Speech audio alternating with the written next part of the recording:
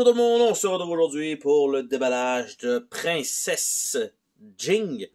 Donc c'est un jeu jouable à 2 joueurs uniquement, donc un genre de petit duel. Donc ce que ça a l'air ici, ça a l'air de ça. Donc j'ai l'impression qu'on va avoir des personnages qui vont être dans des genres de petites portes cachées. Et il y en a un qui doit jouer probablement la princesse qui doit se rendre de l'autre côté et l'autre doit l'empêcher fort probablement en fait de se rendre de l'autre côté. Donc on a la boîte qui est déjà surélevée, donc je m'attends à ce qu'il y aille soit des feuilles de punch ou d'après moi ça va être des feuilles de punch. Boîte classique, carré classique.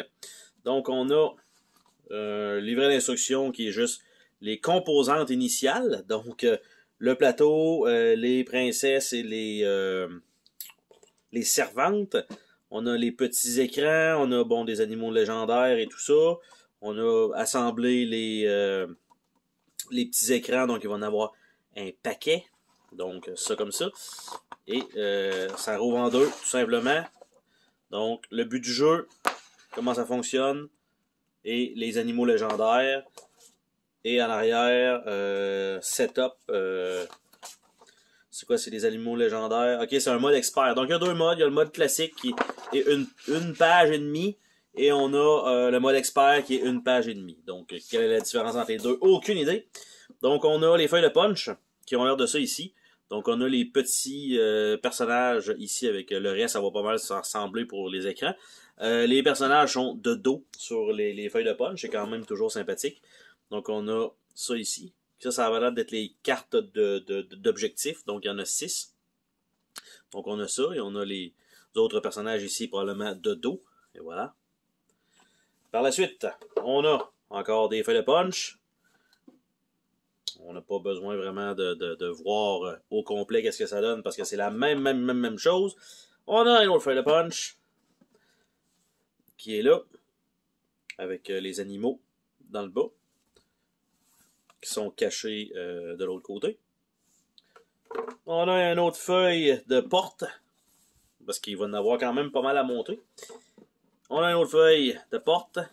Et là, il faut espérer que, en fait, tout rentre dans la boîte une fois que ça va être placé. Parce que là, on a des petits standees ici, avec des petits disques. C'est des petits miroirs, semblerait-il.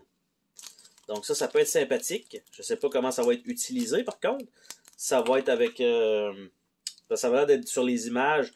Dans les petits trous des portes, on va pouvoir utiliser les petits miroirs. Donc, c'est quand même cool. Donc, ça comme ça. On a les bases pour monter ça. Donc, je m'attends à ce que, de la manière que ça soit placé, toutes les portes vont pouvoir être placées dans le fond du tray et toutes les pièces n'auront pas besoin d'être démontées. Donc, et il n'y a pas de... Il n'y a pas de... Voyons, de cartes. Donc, pas de problème à remettre les cartes slivées dans la boîte. Il n'y en a pas. Donc, on a ça, et le plateau lui-même a l'air... Je voulais voir s'il était recto-verso.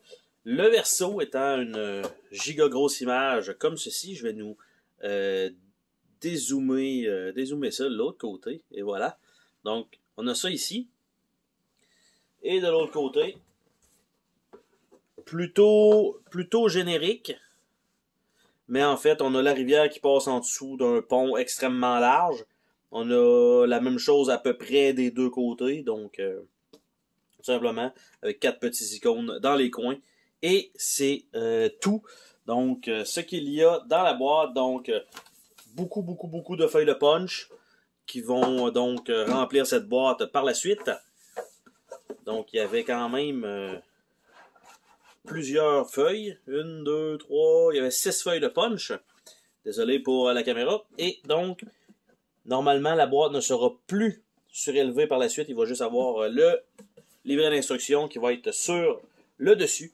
Donc, ça devrait tout simplement se fermer correctement. Et on se dit à la prochaine pour une autre vidéo. Salut tout le monde!